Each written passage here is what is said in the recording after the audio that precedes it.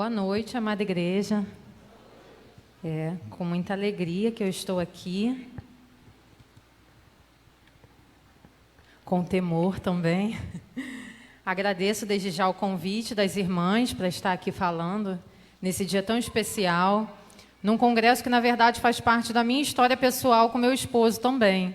Há exatamente 20 anos atrás, nesse congresso, o Felipe veio aqui na igreja me conhecer. A tia dele, na época, era daqui, falou de mim, né, para ele, dele para mim e tal.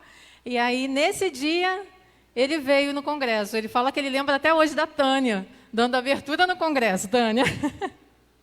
E aí, nesse dia, irmãos, eu era assim, eu ainda sou uma frequentadora assídua, mas eu era muito mais do que hoje. Nesse dia eu não vim.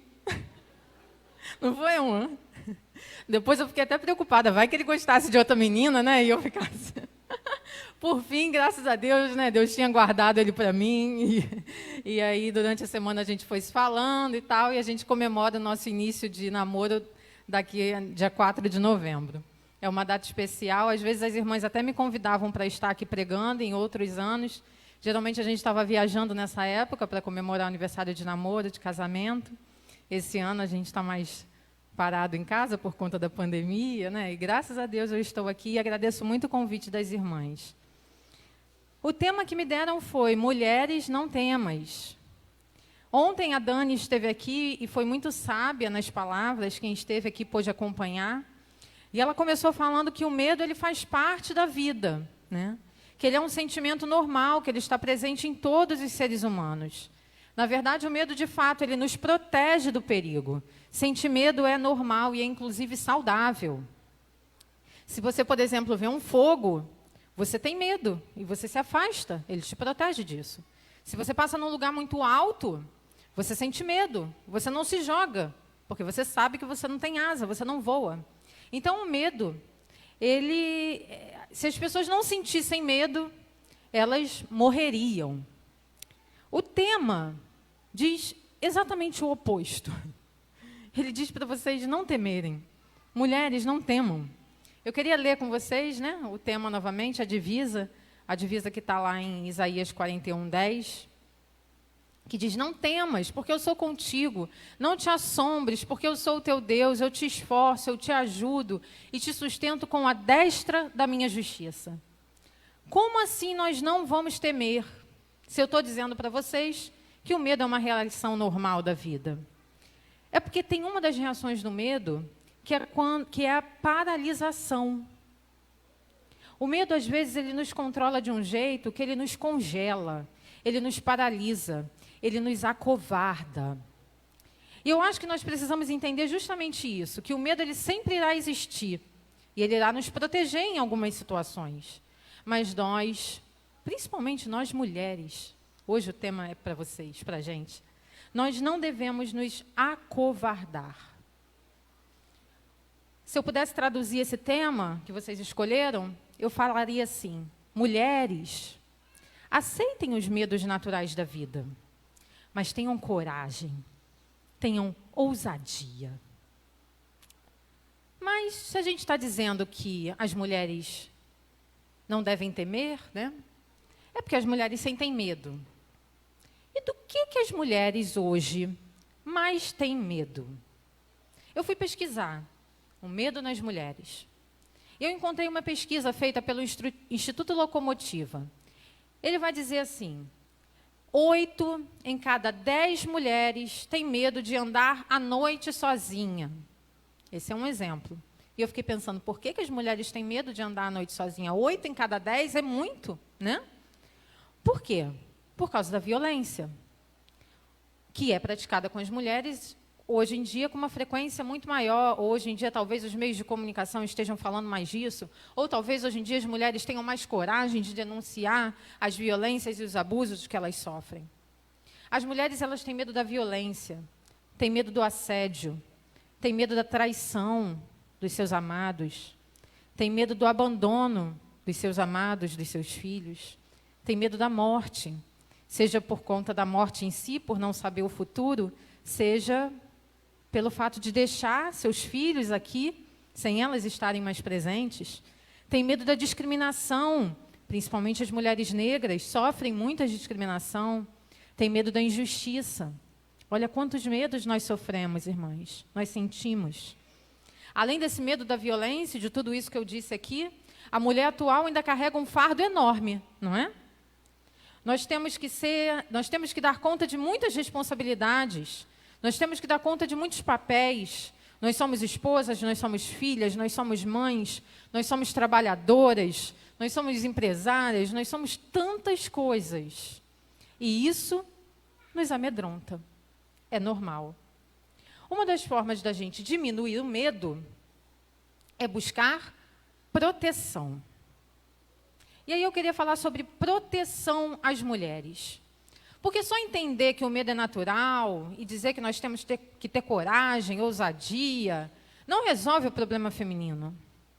Palavras motivacionais sobre força interior, sobre pensamento positivo. Irmãos, eu nem acredito nisso. Não nos protege de fato, ou não protege a nossa alma. E nós precisamos de proteção. Tem um texto que eu separei que está em 1 Pedro 3,7. Diz assim, 1 Pedro 3,7. Consegue colocar na NVI? É a nova versão. Isso, aí está perfeito. Do mesmo modo, vocês, maridos, sejam sábios no convívio com suas mulheres e tratem-nas com honra, como parte mais, o que está escrito? Frágil. E como o quê? Co-herdeiras do dom da graça de vida, de forma que não sejam interrompidas as vossas orações. Quando a Bíblia diz que nós somos a parte mais frágil, ela não está nos inferiorizando. Não é isso. Ela está nos diferenciando. Ao mesmo tempo, a Bíblia também nos iguala, porque ela fala que nós somos co-herdeiras. Ou seja, a herança que Cristo nos deu, a salvação, Ele nos dá da mesma forma que aos homens. Nós somos co-herdeiros, nós temos direito à salvação da mesma forma que os homens. Mas a Bíblia diz que nós somos frágeis. Isso não é nos inferiorizar. Pensem, por exemplo, numa cerâmica valiosa, refinada, cara, dessas que a gente vê em museus, sabe? Que fica até protegido assim por plástico, não é a melhor palavra? Qual é o nome daquilo? Vidro, né? Ela é protegida. Por quê? Porque ela é valiosa. Mas ela é frágil. Nós, mulheres, somos frágeis e precisamos de proteção. Isso não é uma novidade, mas entra um grande dilema nesse momento. Porque o mundo também entende que nós, mulheres, precisamos de proteção, que nós somos mais frágeis. E o mundo criou uma série de estratégias para nos proteger. Primeira estratégia que o mundo diz e nos protege, que cria para nos proteger. Criaram leis para proteger as mulheres. Eu fui ter uma aula com meu advogado particular e ele me mostrou algumas leis que foram criadas. Lei Maria da Penha, para proteger as mulheres dos abusos, das violências domésticas que acontecem. E é uma lei extremamente importante e que tem salvado vidas de várias mulheres no nosso país. Foi criada também a Lei Carolina Dickmann, para proteger os dados das mulheres, né? Dados de celulares, privacidade. As mulheres precisam ser protegidas nesse sentido também. Em 2015, houve também a criação da Lei do Feminicídio, que é quando as mulheres morrem simplesmente pelo fato de serem mulheres. E isso agrava, hoje, a pena de quem cometeu esse crime. As leis protegem o nosso corpo. E que bom que elas existem. O mundo também criou algumas ideologias para nos proteger. Uma delas, o feminismo. O feminismo parece lindo, não é? Parece maravilhoso. E durante um tempo foi. Nós conseguimos o direito ao voto, nós conseguimos o direito a ter casamentos que não eram arranjados, nós conseguimos o direito a estudar, a passar em concursos públicos da mesma forma que os homens. Mas o feminismo, ele se deu em ondas. A primeira onda foi muito boa, nos deu muitas possibilidades de coisas muito legais, que hoje nós desfrutamos, eu desfruto disso.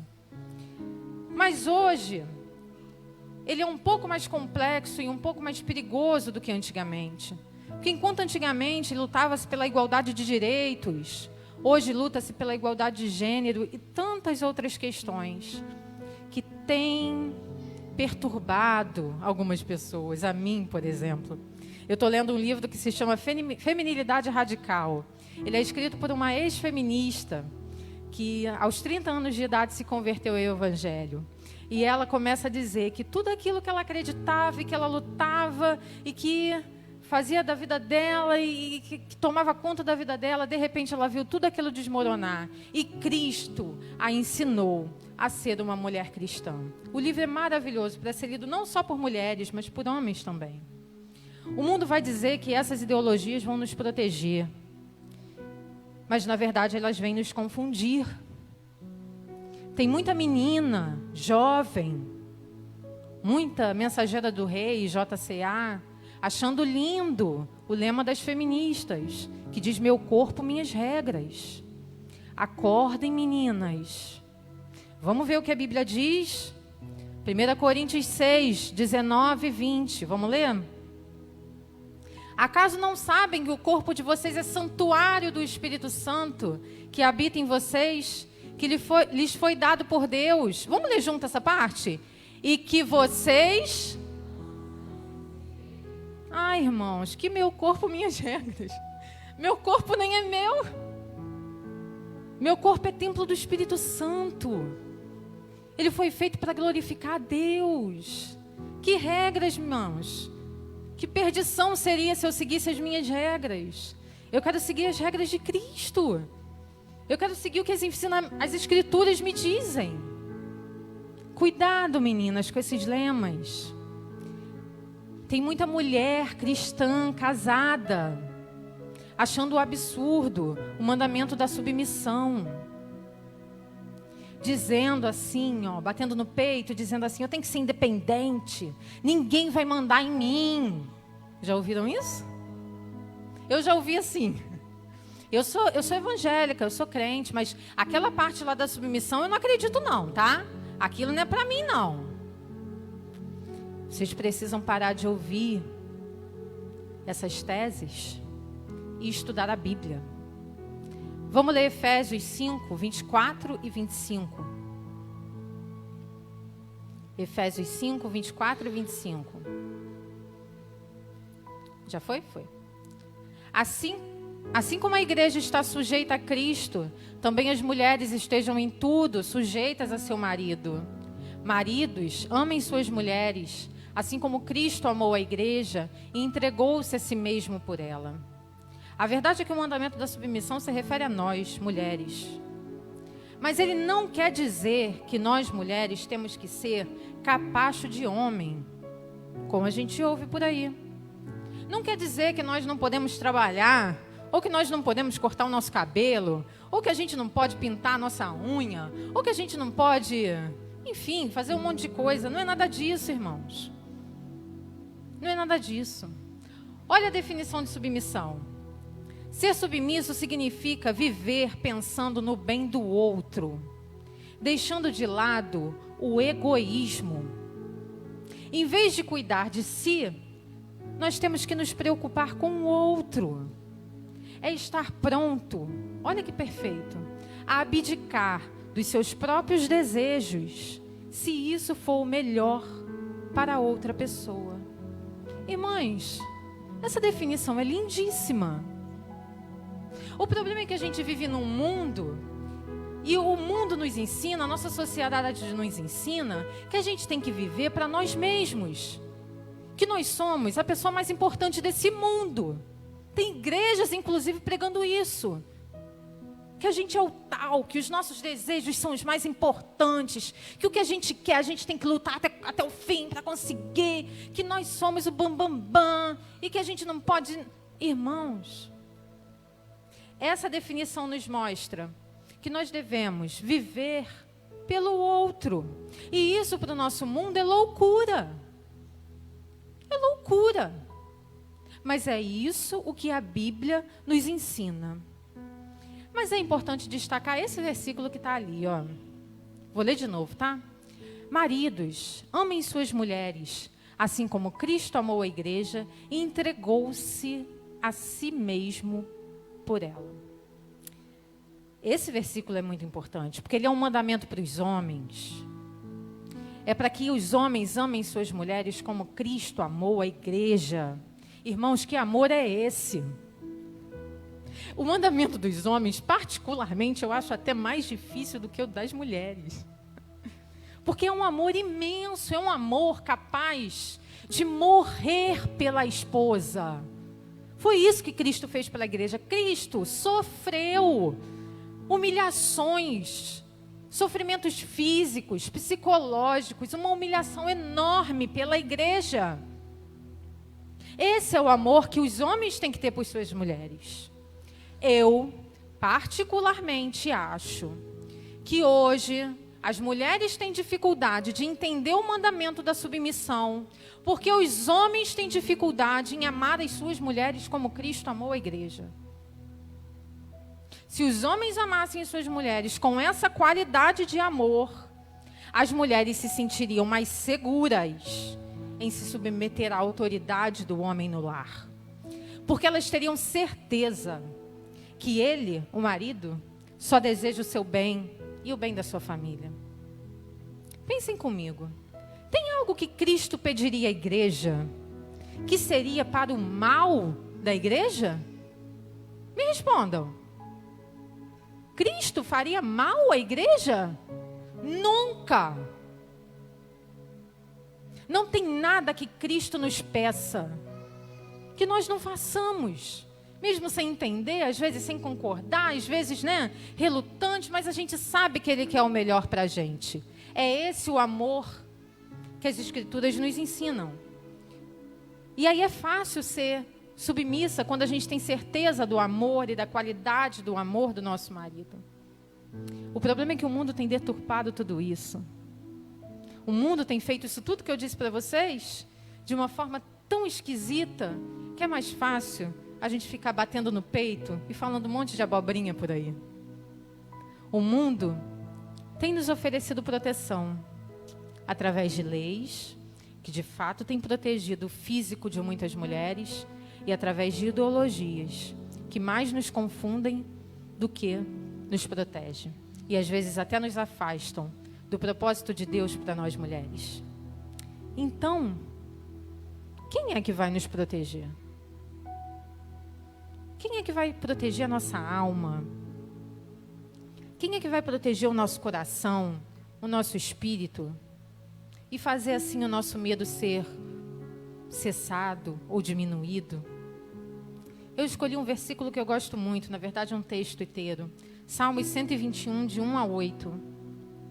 Coloca esse na versão normal, João, desculpa, tá? Só aquele que eu queria na NVI. Isso, esse eu quero na versão tradicional mesmo. A gente vai ler o capítulo todo, tá? Eleva os meus olhos para os montes, de onde me virá o socorro? O meu socorro vem do Senhor, que fez o céu e a terra. Não deixará vacilar o teu pé, aquele que te guarda não tosquenejará. Eis que não tosquenejará, nem dormirá, o guarda de Israel. O Senhor é quem te guarda, o Senhor é a tua sombra à tua direita. O sol não te molestará de dia, e nem a lua de noite. O Senhor te guardará de todo mal, Ele guardará a tua alma. O Senhor guardará a tua entrada e a tua saída, desde agora e para sempre. Amém?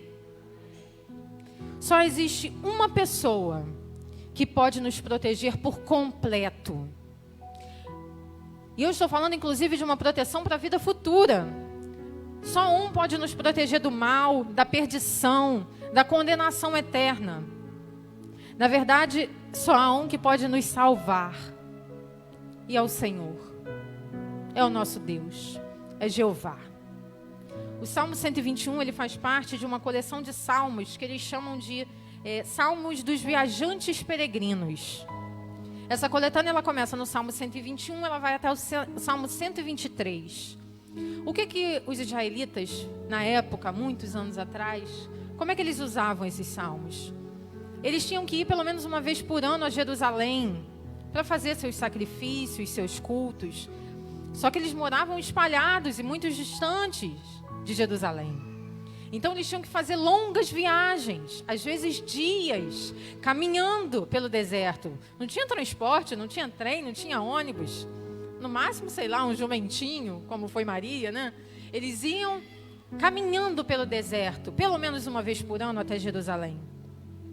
Esse salmo, eles iam cantando esses salmos, falando esses salmos durante essa viagem. Por isso que muita coisa desse texto tem a ver com uma viagem. E eu queria comparar essa viagem que os judeus faziam com a viagem que nós estamos fazendo nessa vida. Porque a verdade é que nós somos peregrinos nessa terra. Nossa terra, nosso ponto final, não é nem aqui, é no céu. É lá que está a nossa promessa. É lá que é o nosso lar e é para lá que nós vamos. Esses versos, eles vão falando de uma jornada. E ela é longa, ela é cheia de perigos. A vida também é assim. A vida é longa, eu espero que a minha também seja. E ela é cheia de perigos. Ela é cheia de coisas, às vezes, perigosas, ruins e que nos dão medo. A Bíblia, ela trata o medo como real. Em nenhum momento a Bíblia fala que não existe o medo. Mas ela nos dá um antídoto, formas de nos proteger desse sentimento, de forma que ele não nos paralise. Quando o medo da grande jornada vier, irmãos, assim como o medo da grande viagem daqueles judeus chegavam, sabe o que eles fizeram? Olharam para os montes, olharam para o alto. Não olhe para baixo, irmãs, não se acovardem, não tirem o seu olhar do céu, não tirem o seu olhar de Cristo. Olhe para os montes, olhe para o alto, olhe para Cristo. É de lá que vem o nosso socorro. Ele pergunta e ele mesmo responde, né? De onde virá o nosso socorro? O meu socorro vem do Senhor que fez os céus e a terra. Ele diz isso, que o meu socorro é do Senhor que fez os céus e a terra, porque naquela época era comum os povos construírem altares nos montes, mas para deuses, não para o Deus verdadeiro, não para o Deus de Israel, para deuses falsos. Então ele diz assim, olha para o alto, que é de lá que vem a salvação, mas não é para qualquer Deus, não. É para o Deus que fez o céu e a terra, ou seja, era para Jeová, era para o Deus verdadeiro. Ele também diz que ele não deixará o nosso pé vacilar. Né? Naquela jornada tão longa daqueles judeus caminhando pelo deserto, devia ser comum eles se sentirem muito cansados. O pé doer, cheio de areia. E ele diz, eu não vou deixar o seu pé vacilar. Ele nos ajuda, irmãos, também na jornada da nossa vida. O nosso pé não há de vacilar. A nossa jornada será segura e tranquila. O nosso Deus, ele não dorme. O nosso Deus, ele não cochila. O nosso Deus não pisca.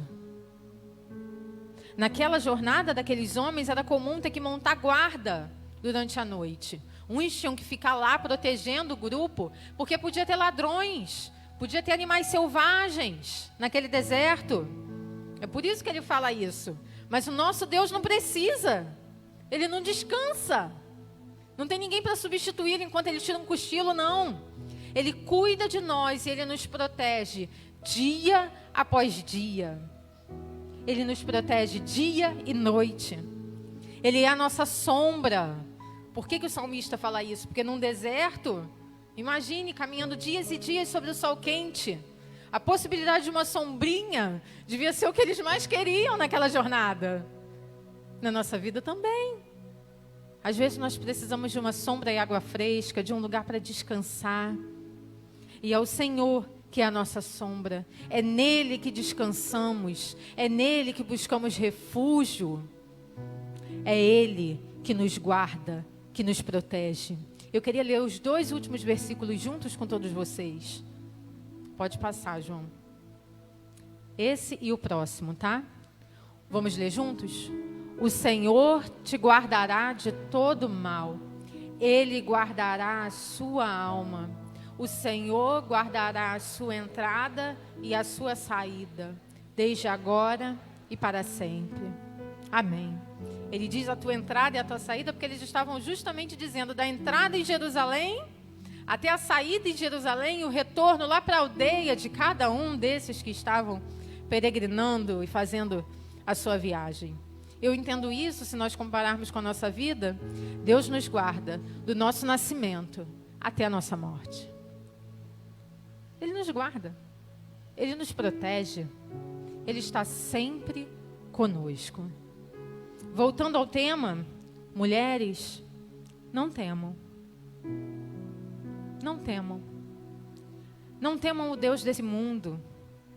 Não temam as mentiras que o mundo tem criado para nos afastar do propósito de Deus. Não temam. Não temam as dificuldades. Elas existirão. Mas temos um Deus que há de nos guardar e de nos proteger. O fato de eu ser mulher não muda em nada a minha vida como cristã. Porque, como eu já disse para vocês, somos co-herdeiros. Somos cristãs, somos da mesma forma, somos salvas da mesma forma que os homens. Mas o fato de eu ser cristã muda a minha perspectiva de vida como mulher. E ela precisa ser diferente. Não somos mulheres mundanas, somos mulheres cristãs, somos mulheres salvas. E é preciso, irmãs, muita coragem e muita ousadia para ir de encontro a tantas besteiras que são ditas às mulheres atualmente. Mulheres, o mundo pode até querer nos proteger e protege o nosso corpo, protege a nossa vida, mas a nossa alma, o nosso espírito precisa ser protegido pelo Senhor. Só Ele pode nos proteger. Eu espero que essa palavra tenha tocado no seu coração, assim como tocou no meu durante essa semana, enquanto eu estava estudando. E que possamos, irmãs, ser mulheres corajosas, ousadas, fortes, destemidas, para viver o Evangelho, para viver o propósito de Deus para as nossas vidas. E assim também transmitir a mensagem de Deus para os nossos que estão ao nosso redor. Que Deus nos abençoe. Eu agradeço muito a oportunidade que as irmãs me deram. E que Deus abençoe a cada uma de vocês. Amém.